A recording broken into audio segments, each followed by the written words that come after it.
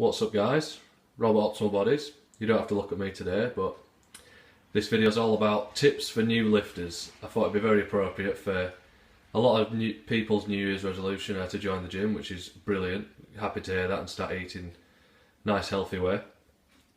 But it can be daunting and quite scary for people in the gym for the first time. So this is based at beginners, but also people that might just need to reevaluate the training program. If they're at some sort of plateau, there might be these simple tips that they're just missing out on that can unlock any hidden gains or get over those plateaus. So this is for people mainly that are going to join the gym but are a bit scared to ask for help, so it can help them out, and these simple tips should help you not get into any bad patterns when you start lifting. So start as you mean to go on, and you're going to get an increase in muscle tissue a lot faster. So it's for people that want to build muscle, just want to simply look good, males and females, appropriate to both. So number one, might seem obvious, but technique is the number one point. Always have that in mind. So for safety, obviously you don't want to be arching your back or anything. If you're doing like something like a bicep curl, you're not swinging your back into it, which brings us on to effectiveness. So you want to keep it on the target muscle. So if you're swinging your back for a bicep curl, it's going to take the tension away from the bicep. Your body's going to find an easy way of lifting it. So you want to make it hard and keep it on the target muscle. You might have to use less weight than you think, but down the road in the long term, it's going to be a lot more effective. And also something called motor patterns. So every time you lift something or you do a movement, you're teaching your brain a pattern.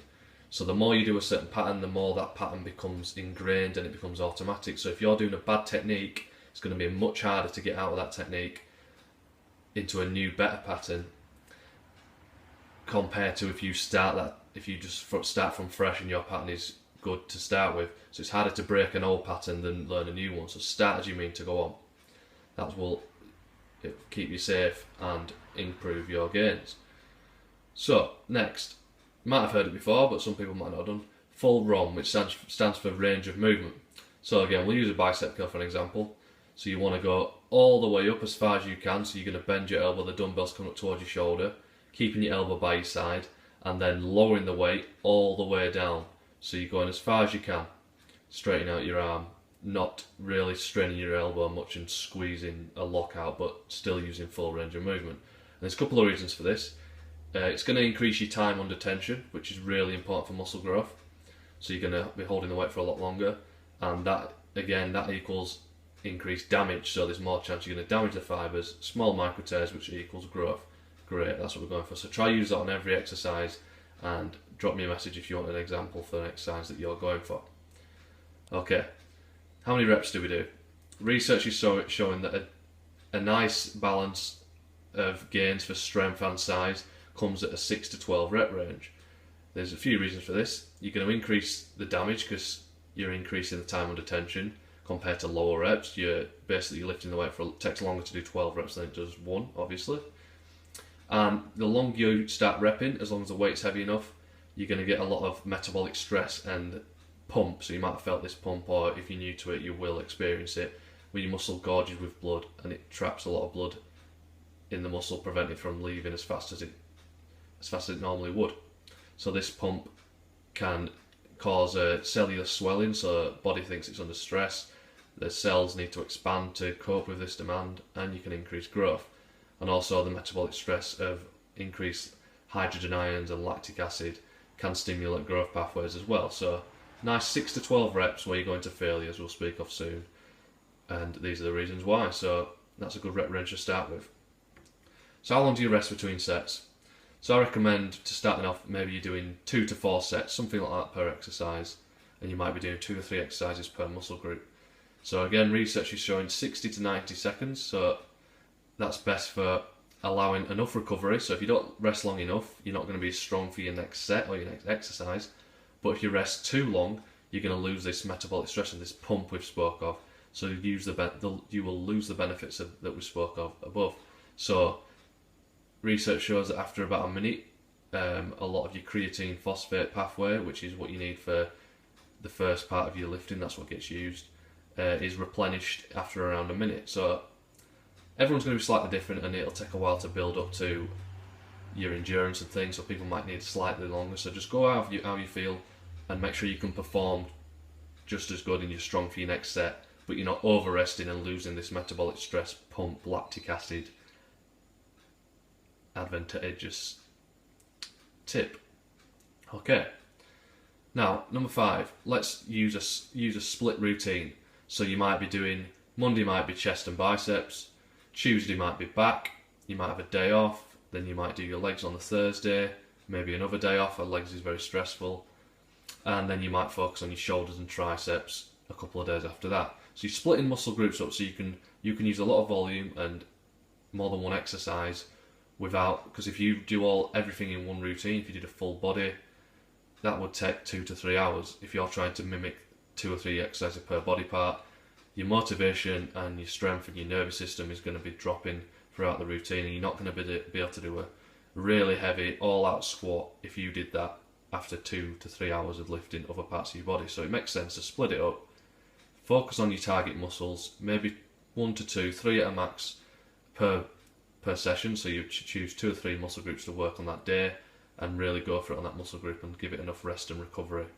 I recommend, from personal experience, I've recommended less rest in the past, it all depends on the person, but from personal experience and clients I've worked with, 6 to 7 days seems to be a good rest between body parts. Giving it a good rest and being able to hit it hard maybe a week later is a good rule to follow, especially for starting, and then you'll find your own way of lifting after. But this is just general tips to start with, and it's good to have a blueprint and a base point to start with.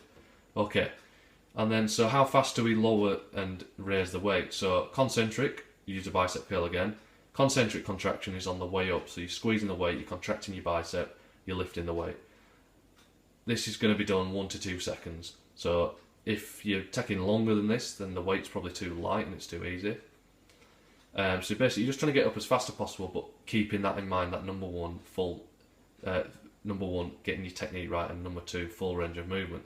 So full range, on the way down is your eccentric contraction. Take your time with this, lower it nice and controlled, not overly slow. I'd say 3-4 seconds, 2, very at least a couple of seconds on the way down. There's a reason for this. This is when tension and actual muscle damage is increased to the muscle compared to the way when you're lifting up. So the muscle's under a lot more stress on the way down. This is going to cause a little micro tears in the muscle. It's going to increase tension and trigger the growth pathways. So if you're only doing 1 second on the way down, you're not concentrating, you're just dropping the weight, you're probably missing at least half of the benefits and half the rep. Okay, so just slow it down. Again, you might have to lower the weight slightly, but it will pay off in the long run and you will get stronger. Number 7, I recommended maybe 2 to 4 sets per exercise. Try hit one of those sets and go into absolute failure. So you can't even get that last rep, or you just might get it. That's showing the research to be very beneficial to growth. Okay, so just 1 set to failure is shown to be very effective. And my last point is at least 1 to 2 rest days per week. So it might sound counterintuitive that you're resting, but muscles in the gym are getting broken down. You're very catabolic, you're breaking tissue down, you're setting the stage for new growth. But that only happens when you're resting, eating, keeping your protein intake, which if you watch my other videos, that'll tell you how much protein I recommend for your weight and for your lean weight. You're resting outside the gym, and that's when you're going to grow. Give it a nice rest. You'll probably be sore at first if you're a new lifter. That starts to diminish. If you watch my previous videos, you'll know how to cycle training, when to have like maybe 1 or 2 rest weeks, or to deload and then go back and hit it harder, and the reasons for that, for causing more muscle damage, etc. But I won't bore you with that now. But basically, 1 or 2 rest days, and I recommend having them after leg day and back day. They're big muscle groups that cause a lot of metabolic and nervous system stress and need a lot of recovery from. So just in my experience and previous clients, you can be very tired after a big heavy leg squatting day or leg press, and same with back. It's big movements, you might be deadlifting or pull-ups, that sort of thing, so you need the rest. And it's the calm before the storm, it's not being lazy, as long as you're hitting it hard in the gym. Okay, and just the last point that I just thought of now, I'd aim for about 45 minutes to an hour maximum in the gym when you're starting off. Again, this might be different to other people's goals if you're an advanced athlete or anything like that, or you like training for hours on end. This is just simple tips that I think anyone new to the gym can take in with them. They can learn good techniques, full range of movement, know how many reps to do, what muscle groups to do on different days, how to split it up, and how to perform the exercise and when to stay out of the gym.